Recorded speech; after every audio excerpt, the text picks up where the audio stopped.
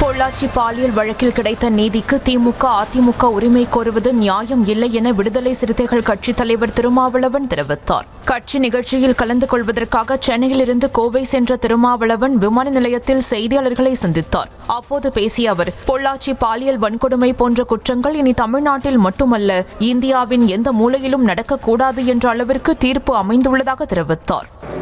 திமுக அதிமுக அல்லது விசிக என்று உரிமை கோருவதிலே எந்த நியாயமும் இல்லை.